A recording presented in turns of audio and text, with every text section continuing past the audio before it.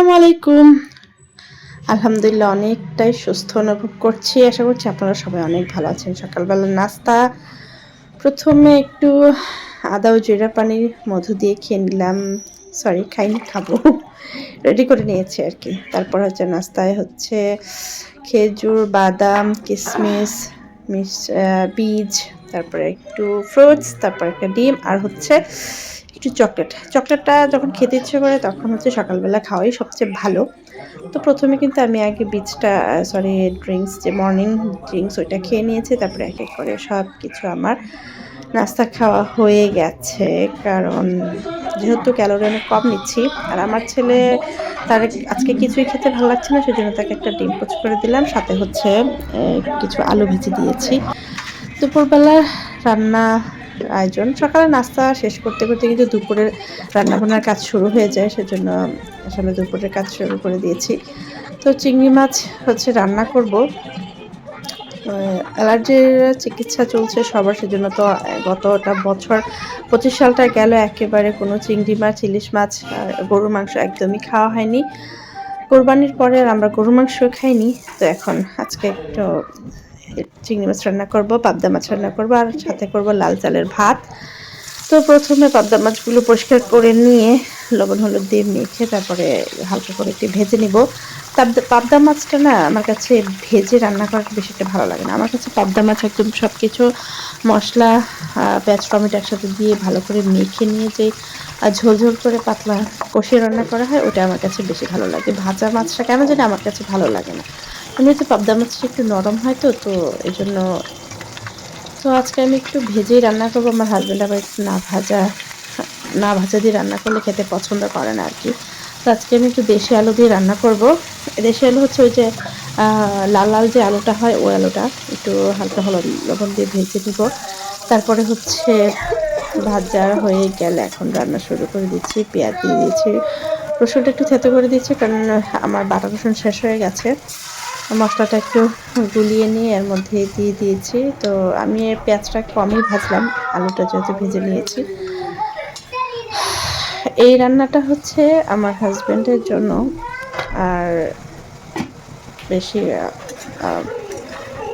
পাবদা মাছটা ভেজে রান্না করছি আর কি, কারণ আমি সচরাচর পাবদা মাছ ভেজে রান্না করি না। যেহেতু আমার হাজব্যান্ড খাবে সেজন্য ভেজে রান্না করছিলাম আর কি। তো আমি এমনিতে কিন্তু খুব কম তেলে রান্না করছি ইদানিং, আমার জন্য যেগুলো রান্না হয় আর কি। আর আমার হাজব্যান্ড আর দেবর তারা তো এত কম তেলে রান্না তারা খেতে একটু ততটা পছন্দ করে না। বাট আমি তো একটু যেহেতু হার্ড ডায়েট ফলো করার চেষ্টা করছি, সেজন্য একদমই তেল কম দিয়ে রান্না করছি আর কি। তো এদিকে হচ্ছে আমি চিংড়ি মাছ রান্না করব। তো চিংড়ি মাছের যে ঠোলাগুলো আছে এগুলো কিন্তু আমি ফেলে দিইনি, এগুলো আমি ভাপিয়ে নিয়ে এগুলোর পানিটা রেখে দিয়েছি। কারণ এত দামি চিংড়ি মাছ সব কিছু ফেলে দেবো নাকি, লজ্জার কিছু নেই। আমি যেভাবে ইচ্ছে এভাবে ব্যবহার করবো। আমি টাকা দিয়ে কিনে আনছি, এটা ফেলে দেবো কেন? হ্যাঁ, এদিকে আমার পাবদা মাছ রান্না হয়ে গেছে। ধনেপাতা কাঁচামরিচ দিয়ে নামিয়ে নিলে আমার পাবদা মাছ রান্না শেষ। মরিচ অনেক কম দিয়েছি কারণ আমার ছেলে তো খাবে, সেজন্য আলাদা করে মরিচ দিয়েছি। আর এদিকে হচ্ছে আমি চিংড়ি মাছ রান্না করে নিয়েছি।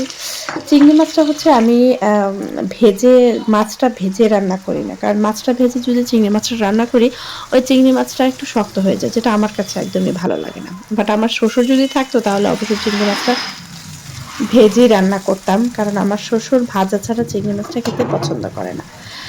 তো এই হচ্ছে আমার যখন পেঁয়াজ আর রসুনটা ভাজা হয়ে গেছে তখন আমি চিংড়ি মাছগুলো দিয়ে দিয়েছি। কিছু চিংড়ি মাছ খোসা ছাড়িয়ে নিয়েছি আর কিছু চিংড়ি মাছ খোসা ছাড়াইনি, কারণ খোসা ছাড়া চিংড়ি মাছ আমার হাজব্যান্ডের পছন্দ আর খোসা সহ চিংড়ি মাছটা আমার অনেক পছন্দ আর কি, মুচমুচ করে ওটা খেতে ভালো লাগে। আমি চিংড়ি মাছে ওই রকম আদা রসুন একদম বাটা ব্যবহার করি না, একদমই আদা বাটা তো আমি ব্যবহার করিই না। একটু রসুন তাও কুচি করে দিই, তারপরে হচ্ছে হলুদ লবণ মরিচ যা আছে দেওয়ার তা দিয়ে একটু নেড়ে চেড়ে ভেজে নিচ্ছি। মাছটাতে একটু কালার আসার পর যে মাছগুলো আমি খোসা ছাড়িয়ে নিচ্ছি ওই মাছের মাথাগুলো কিন্তু আমি ফেলে দিইনি, কারণ এই মাথাগুলো না মচমচ করে কামড়ে খেতে আমার কাছে ভীষণই ভালো লাগে।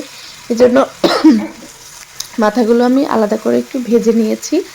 তারপর সব কিছু দিয়ে তারপরে হচ্ছে যে ছোলাগুলো যেগুলো আমি ভাপিয়ে পানি রেখেছিলাম চিংড়ি মাছের ছোলার, ওই পানিটা একটু ছেঁকে দিয়ে দিলাম। ব্যাস, এখন রান্না করার পালা। একদম শুকনো শুকনো হয়ে আসলে তো কাঁচামরিচ ধনেপাতা দিয়ে নামিয়ে নিলে কিন্তু একদম মজাদার একদম ঝাল ঝাল একটা চিংড়ি মাছের ভুনা রেডি হয়ে যাবে। এটা দিয়ে গরম গরম ভাত খেতে কী যে ভালো লাগে।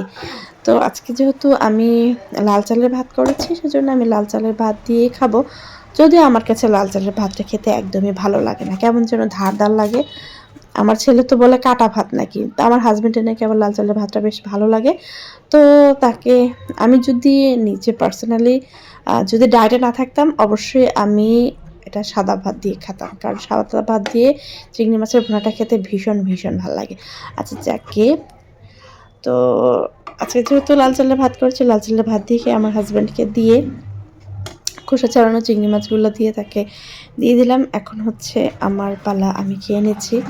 আসলে চিংড়ি মাছ হচ্ছে এমন একটা মাছ, আমার মনে হয় না এই চিংড়ি মাছ সহজে কেউ অ্যাভয়েড করতে পারে, একদম সাইকোপ্যাথ প্রবলেম ছাড়া আর কি।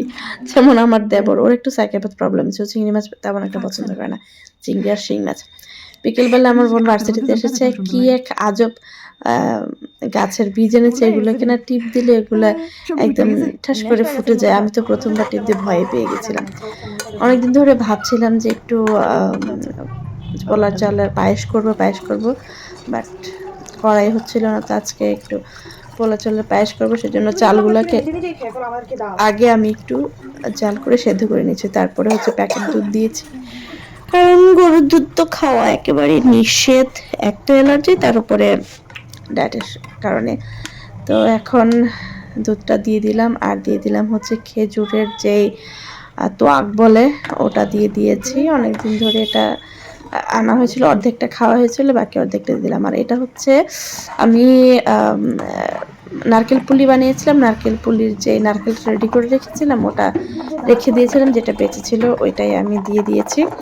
এখন আমি একটা ডাল ঘাটনি দিয়ে এটাকে একটু ঘেটে নিয়েছি, তাহলে চালটা ভেঙে ভেঙে যায়, তাহলে খেতে ভালো লাগে। একটু কনডেন্স মিল্ক দিলাম অনেকটা পরিমাণে হচ্ছে গুঁড়া দুধ, তারপরে হচ্ছে দিয়ে দিলাম হেভি ক্রিম। মানে আমি অনেক দিন পরে বানাচ্ছি, তো কোনো রকমের কোনো ফাঁক ফোকর রাখছে না, যা যা দেওয়া যায় মিল্ক আইটেম সব দিয়ে দিচ্ছি। তবে যেমন দেওয়া হয়েছে তেমন এত মজা হয়েছে। আর আমি বেশি একটা মিষ্টি খেতে পছন্দ করি না, যে কারণে আমি গুড়ের মিষ্টিটাই বেশি পছন্দ করি, সেজন্য গুড়ের মিষ্টি দিলাম। চিনিটা চেয়ে একটু ভাজা বাদাম কিশমিশ দিয়ে একদম নেড়ে চেড়ে নামিয়ে নিলাম। ব্যাস, আমার কিন্তু চালের পায়েস একদম রেডি। এই পায়েসটা খেতে এতটা মজা লাগে। সমস্যা হচ্ছে কি, আমার ওজনটা এরকম, মানে একবার যদি বাড়ে এটা বাড়তেই থাকে, সহজে কমে না। তো একবার বাড়ে বলতে আমার ওপর 2টা প্রেগনেন্সি গেছে, তো যার কারণে আমার এটা অনেকটাই বেড়ে গেছিল ওজন, তারপরে আর কোনো রকমই কমাতে পারিনি। এত হার্ডভাবে আসলে আমি চেষ্টাই করিনি, তো এখন চেষ্টা করেছি। হাজব্যান্ডকে নিয়ে দিলাম, দেখো খেয়ে কেমন হয়েছে। সে তো ফার্স্ট ক্লাস বলেছে। তো দেখেছো পায়েস কেমন লাগে অবশ্যই জানাবেন।